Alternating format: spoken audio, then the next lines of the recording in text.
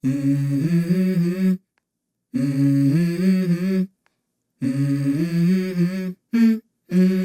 go.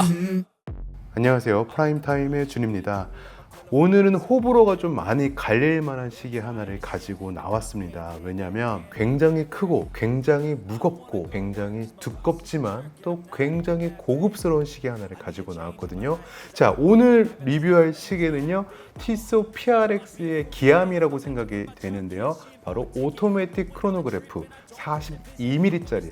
거대하죠 벌써. 근데 올해 나온 색상이에요. 올리브 그린 컬러고 드디어 와플 텍스처의 크로노그래프가 나왔습니다. 정말 저는 이 모델을 굉장히 기다렸었거든요.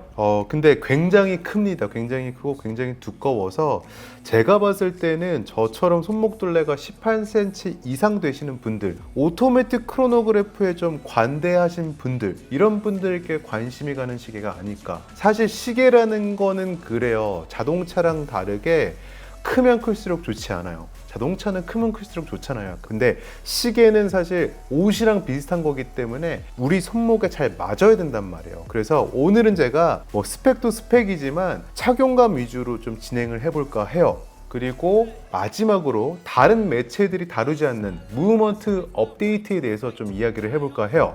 자, 시작에 앞서서 저는 40mm짜리 PRX 파워매틱 80 모델을 두 개나 가지고 있었어요. 그리고 35mm짜리 파워매틱 80 모델도 가지고 있었는데 셋 다 지금 방출한 상태예요. 그리고 이제 42mm짜리를 드렸는데 비슷한 사이즈인 40mm짜리랑 비교를 해 가면서 진행을 해보도록 하겠습니다. 일단 시계는 42mm의 폭을 가지고 있는데 거대하죠 벌써. 럭투럭이 46.5mm예요. 근데 이 럭투럭은 스트랩을 장착했을 때 46.5mm인 거고 브레이슬릿을 장착하면 53mm로 늘어납니다. 왜냐면 엔드링크가 고정형 타입이에요. 이 엔드링크가 사실 위아래로 움직여야지 사람 손목을 타고 좀 더 좋은 쾌적한 착용감을 끌어올려 주거든요. 왜냐하면 손목 모양이 사람마다 다 다르거든요. 같은 치수에 있다고 하더라도 조금씩 다 다르단 말이에요. 근데 얘 같은 경우는 이걸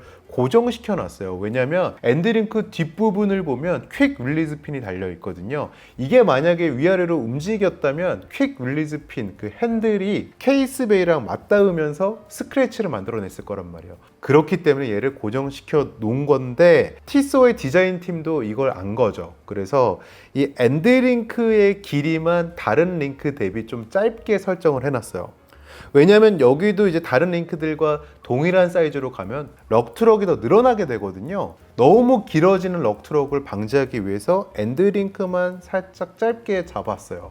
근데 이게 눈에 거슬릴 수도 있는데 손목 위에서 차면 원근감이라는 게 있기 때문에 그렇게 막 눈에 거슬릴 정도는 아니다.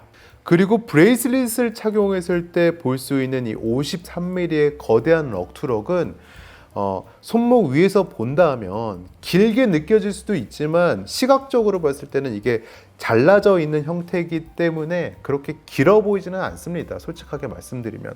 이게 럭트럭이 길어서 생기는 문제점은 시각적인 게 아니에요. 사실 이런 류의 통합형 밴드의 시계들은 일반적인 시계에 그 러그가 있어야 되는 부분에 평면으로 살이 붙어 있어요. 그래서 시계가 좀 더 거대해 보인단 말이에요. 거기다가 럭트럭이 늘어나니까 손목 위에서 사실 시계가 막 움직이잖아요. 그때 위아래로 들릴 수가 있는 거예요. 얘는 40mm짜리 대비 그렇게 많이 움직이지 않아요. 왜냐면 시계가 상대적으로 굉장히 무겁기 때문에 막 이렇게 들리는 것 같진 않아요.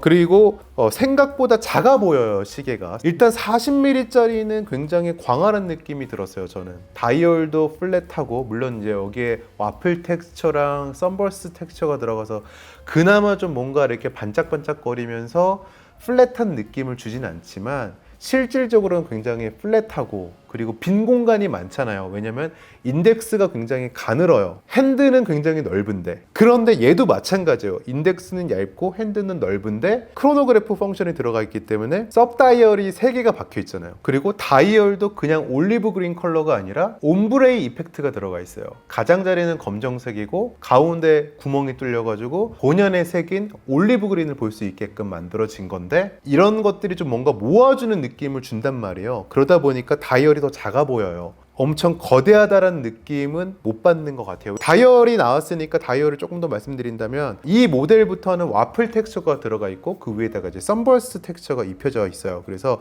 빛을 받으면 밝은 부분과 어두운 부분이 보이는데, 예전에 저희가 리뷰했었던 녹색은 쨍한 녹색이 섞여 있었다면 얘 같은 경우는 그런 쨍한 녹색은 섞여 있지 않아요. PRX 시리즈 중에서 처음 소개되는 올리브 그린 컬러인데 굉장히 고급스럽고 국방색과 비슷하다고 보시면 될 것 같아요. 두께가 14.6mm로 측정되는데요. 두껍죠. 근데 이거는 태생적으로 오토매틱 크로노그래프이기 때문에 이런 두꺼운 수치가 나오는 거예요.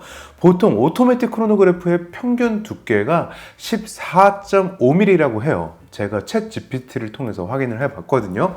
그런 걸 감안하면 크로노그래프 치고 그렇게 두꺼운 건 아니지만 일반 시계 대비 두껍다 보니까 아무래도 두께를 위아래로 많이 뺐어요. 다른 시계들 대비. 베젤도 40mm 대비 좀 위로 뻗어 있는 형태예요. 솟아있다라고 보시면 될 것 같아요.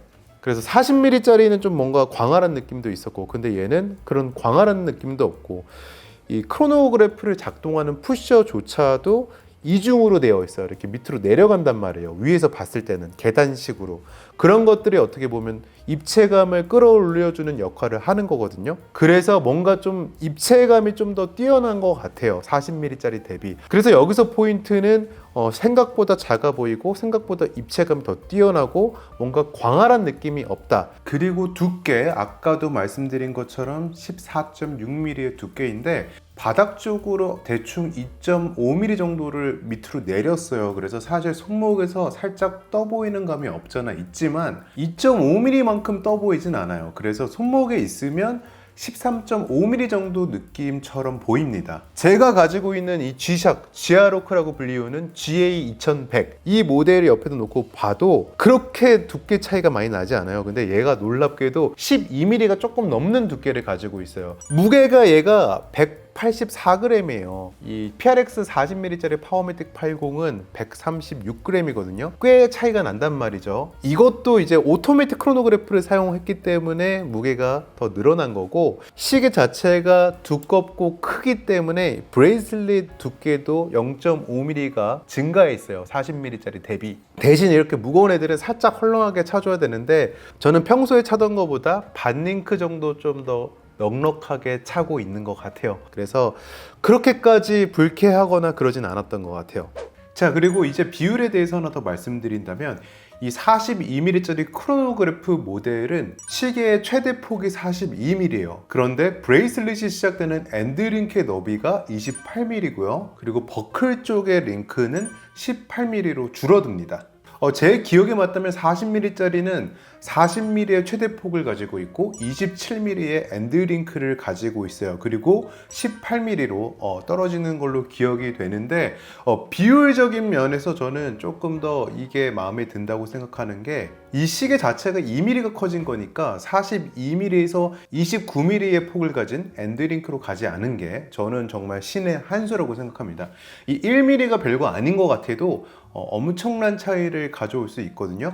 만약에 42mm에서 29mm로 떨어졌다면 넙대대한 느낌을 지울 수가 없었을 거예요. 자, 그래서 스펙을 조금 더 알아보자면 전면부에 사파이어 크리스탈을 썼어요. 그리고 그 사파이어 크리스탈 바닥면에 AR 코팅을 적용했어요. 뒷면을 보면 이제 시스루백으로 되어 있어서 뒷면도 크리스탈이 있는데 이건 그냥 미네랄 크리스탈이고요. 100m 방수를 지원하고 있습니다. 근데 크라운은 그냥 풀푸시 크라운이에요. 그리고 푸셔도 특별한 잠금 장치가 있는 푸셔는 아닙니다. 그리고 이 시계는 7753이라는 크로노그래프 무브먼트를 가지고 있는데, 크라운을 통해서 날짜를 변경하려면 시침을 2바퀴 돌려서 매뉴얼로 바꿔주는 방법은 있지만 10시 방향 쪽에 미드 케이스를 보면 히든 푸셔가 달려 있어요. 그래서 이 시계를 사면은 작은 몽땅 연필 같은 거를 동봉해서 주거든요. 이 핀을 눌러서 데이트를 바꾸는 거예요. 그리고 이제 여기서 유의점을 먼저 말씀드린다면 데이트를 바꿀 때 시침이 밤 8시 반에서 밤 11시 반 사이에 있을 때는 날짜를 변경하지 말라고 매뉴얼에 써 있어요. 그리고 슈퍼 루미노바의 야광을 썼고요. 아까도 말씀드린 것처럼 다이얼이 굉장히 고급스러워요. 섭 다이얼 가장자리에는 다이아몬드 커팅 처리를 해가지고 액센트를 줬고, 레딧에서 가장 많이 봤던 댓글이었는데, 이 데이트 창이 너무 크다, 봉숭아 학당의 오서방의 그 코 같은 그런 느낌인가 봐, 너무 눈에 튄다고 지적을 굉장히 많이 했어요. 근데 일단 위치적으로 보면은 정확하게 4시 반에 데이트가 뚫려 있고 이런 건 굉장히 잘 만들었어요. 근데 실제로 웹사이트에 들어가 있는 그 오피셜 사진을 보면 이 데이트 창이 굉장히 눈에 거슬릴 정도로 크게 나와 있거든요. 왜냐면 걔네들은 디테일하게 찍었기 때문에 사진을. 근데 실제로 보면은 그렇게까지 눈에 들어오지 않습니다. 일단 데이트 창 가장자리에다가 프레임을 쳐놨는데 프레임이 이중 구조로 돼 있어요. 그래서 베블링이라 그러죠. 경사면이 있고 그 경사면은 매트하게 처리를 했고, 그리고 다이얼과 만나는 부분에 네모칸이 있는데 거기는 광택 처리를 했단 말이에요. 그래서 이 매트한 경사면 때문에 이게 막 그렇게 확 아이캐칭할 정도는 아니에요. 사실 이 데이트 창을 그냥 뚫어놨다면 그림자가 생겼을 텐데 그림자가 생기는 것도 최소화한 것 같아요. 그리고 이렇게 프레임을 쳐야지 좀 더 고급스럽고 절단면은 우리가 눈으로 보지 않기 때문에 고급스러운 부분도 있는 거죠. 자, 그럼 이제 무브먼트에 대해서 한번 얘기를 해볼까요? 여기에 쓰인 무브먼트는 에타라는 회사에서 만든 7753이라는 크로노그래프 무브먼트를 가지고 있는데 스와츠 그룹 산하에 있는 무브먼트 회사예요. 지금 여기에 쓰인 무브먼트는 7750이랑 같은 무브먼트인데 그 7750이라는 무브먼트는 크로노그래프의 배열이 세로 배열이에요. 얘는 가로 배치로 되어 있는 크로노그래프고 369에 크로노그래프가 박혀 있는 거죠. 그래서 이제 7750에 있는 레이아웃을 이렇게 틀었기 때문에 히든 푸셔를 통해서 날짜를 바꿀 수 있게 설계를 한 거고요. 굉장히 많은 브랜드에서 이 7750이랑 7753을 사용했는데 7753 같은 경우는 이제 까르띠에 산토스 100라는 모델의 크로노그래프 모델이 있었는데 거기에 사용됐던 무브먼트로 유명해요. 캔 방식의 이제 크로노그래프 무브먼트인데 보통 고급 크로노그래프 시장으로 넘어가면 캔 방식을 사용하지 않고 컬러밀 방식을 써요. 그리고 이제 7750 같은 경우는 컬러밀 방식도 존재해요. 론진에서 사용하고 있는 걸로 알고 있는데 어쨌든 얘 같은 경우는 7753의 캔 방식으로 된 무브먼트를 썼는데 일반 7753을 쓴 게 또 아니에요. 개선품을 사용했어요. 7753의 업그레이드 버전인 A05.H31 이 무브먼트를 썼는데 얘는 이제 60시간의 파워 리저브를 자랑했는데 이 무브먼트는 이제 기존의 PRX 크로노그래프 오토매틱 모델에 사용됐던 무브먼트고 얘는 거기서 살짝 업그레이드가 됐는데 이 부분을 티소 05에서조차도 제대로 얘기를 안 해주고 있고 헷갈리게 써놨단 말이에요. 제가 이 시계를 사고 05을 들어갔어요. 올리브 그린을 다시 한번 보는데 파워 리저브가 68시간으로 기재가 되어 있는 거예요. 근데 이게 무브먼트 코드를 찾아보면 60시간으로 뜨고 다른 크로노그래프 모델들도 60시간으로 표기가 되어 있는데 이 모델만 68시간으로 기재가 되어 있는 거예요. 거기다가 이제 웹사이트 밑으로 쭉 내려가면 기능을 설명해주는 윈도우가 있는데 거기에 생뚱맞게 니바크론 헤어스프링을 설명하고 있어요. 근데 또 다른 크로노그래프를 봤을 때는 그런 설명이 없고, 그러면 사실 우리 상식으로는 그렇잖아요. 웹사이트에서 야, 이번에 우리가 무브먼트를 개선했어. 60시간에서 68시간으로 끌어올렸고 니바크론 헤어스프링을 썼기 때문에 항자성 기능도 갖추고 있어. 이렇게 설명을 명확하게 해줘야 되는데 그런 설명이 없다라는 거죠. 그래서 제가 제 시계의 뒷면을 봤는데 에타크론이라는 그 레귤레이터 장치가 있어요. 미세하게 속도를 조정하는 레귤레이터인데 근데 이게 삭제되어 있는 거예요. 그리고 웹사이트에 들어가서 올리브 그린 페이지를 가보잖아요. 그러면은 그 케이스백 사진이 하나 나오는데 거기에는 또 에타크론 레귤레이터가 또 붙어 있어요. 근데 제 시계에는 안 붙어 있거든요. 그래서 제가 티소에다가 직접 연락을 했어요. 68시간 맞고 니바크론 헤어스프링 쓴 거 맞대요. 이 레귤레이터를 삭제한 대신에 프리스프랑 밸런스 휠을 탑재한 거죠. 그래서 4개의 그 가변 웨이트가 달려있는 밸런스 휠을 탑재해서 관성을 조정해서 속도를 조정한다고 해요. 요즘에 나오는 무브먼트들이 이렇게 프리스프렁 타입의 밸런스 휠을 갖추고 있는데 이런 부분을 업데이트한 것 같아요. 자, 그럼 이쯤 되면 우리가 의심을 한번 해봐야 되지 않겠습니까? 파워매틱 80이랑 뭔가 비슷하게 흘러가는 이 시나리오. 파워매틱 80에 저는 상관없어요. 솔직하게 저는 전혀 상관없는데 많은 분들이 싫어하는 그 플라스틱 파트가 혹시 여기에 들어간 거 아닐까? 왜냐면 리바크론 들어간 거 맞고 프리스프렁 밸런스 휠 들어간 것도 파워매틱이랑 굉장히 비슷하단 말이에요. 이 파워매틱 80에서 쓰여진 플라스틱 파트가 팔렛포크라는 파트와 그리고 이제 위스케이먼 휠인데 얘는 일반 메탈로 만들어진 팔렛포크와 거기에 이제 주얼이 2개 달려 있고 메탈로 만들어진 이스케이먼 시스템을 사용하고 있다. 좋은 무브먼트고 근데 단점이 있죠. 굉장히 무겁고 그리고 로터가 단방향으로 회전하면서 태엽을 감아주는 방식인데 이게 단점이 동반돼요. 왜냐면 바운스 백을 하거든요. 감고 그 반동으로 공회전을 합니다. 그래서 시계에 따라서 이건 조금 다르게 나타날 수 있는데요. 공회전을 막 크게 느끼는 시계가 있어요. 근데 이 시계 같은 경우는 무게가 상당히 나가기 때문에 그런 공회전의 느낌을 거의 뭐 받지 못하는 것 같아요. 어떻게 보면 좋은 점이죠. 그래서 저는 이거를 어쨌든 더 높게 평가해주고 싶은 거예요. 무브먼트가 업그레이드 됐으니까.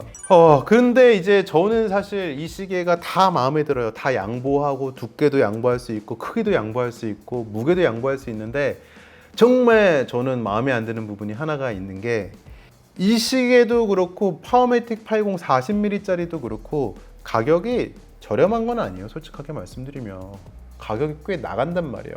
근데 브레이슬릿과 브레이슬릿을 연결해주는 그 방식이 굉장히 저렴한 방식이에요. 이 헤어핀 방식으로 되어 있는 핀을 사용해서 결속을 해주는 거예요. 이 헤어핀이라는 것은 머리 핀처럼 생긴 거예요. 쉽게 얘기하면 반으로 갈라져 있는데 그걸 사용했단 말이에요. 그러면 유격이 많이 발생되고 삐그덕삐그덕 소리가 나는 거예요. 짤랑짤랑 소리가 아니라. 근데 이거를 이 가격을 지불하고 내가 경험해야 되는 소리는 아니라고 생각하거든요. 이거는 파워매틱 80 40mm짜리 리뷰했을 때도 제가 똑같은 얘기를 했어요. 삐그덕삐그덕 거린다. 이거는 조금 많이 아쉽습니다. 자, 그래서 오늘 뭐 착용감에 좀 집중적으로 말씀드린 것 같은데 그만큼 어려운 시계예요. 여러분들이 오토매틱 크로노그래프에 좀 관심이 없으신 분들이 만약에 이 시계를 접하면 놀라실 거예요. 뭐 이렇게 시계가 무겁고 두꺼워. 근데 오토매틱 크로노그래프나 기계식 크로노그래프에 좀 이해도가 있으신 분들에게는 아마도 제가 봤을 때 이런 두께나 무게가 관대하게 받아들일 수 있는 부분이라고 생각이 들어서 저는 그런 분들에게 조금 더 추천드리고 싶어요. 이 크로노그래프 무브먼트는 정말 하이엔드로 넘어가야지 얇아지는 것 같아요. 뭐 롤렉스 4130, 뭐 제니스, 프레드릭 피게에서 만든 1185 무브먼트를 탑재하고 있는 애들 그 정도 급으로 가야지 얇아진단 말이에요. 근데 저희가 예전에 작년에 리뷰했었던 우리 BK님의 튜더 블랙베이 크로노그래프 모델 걔도 꽤 두껍고 걔도 꽤 무거워요. 그런 느낌을 여러분들이 생각하신다면 얘가 결코 무겁거나 큰 시계가 아니라는 거예요. 오늘 조금 제가 봤을 때는 호불호가 많이 갈릴 것 같긴 한데 결론적으로 제가 자신 있게 말씀드릴 수 있는 거는 그렇게 커 보이지 않고 그렇게 거대해 보이지 않고 입체감이 오히려 더 살아있고 그리고 이 40mm짜리는 뭔가 모르게 좀 시계가 더 거대해 보였어요. 아까도 말씀드렸던 그 비율 실제로 저는 그 시계가 좀 더 저한테는 안 맞았던 것 같아요. 얘보다는 얘가 더 큼에도 불구하고 그래서 훨씬 고급스럽다. 훨씬 고급스럽고 훨씬 입체감이 있고 생각보다 그렇게 커 보이지 않는다. 그리고 두께도 그렇게 두꺼워 보이지 않지만 무겁다. 이렇게 말씀드리면서 영상을 마치도록 하겠습니다.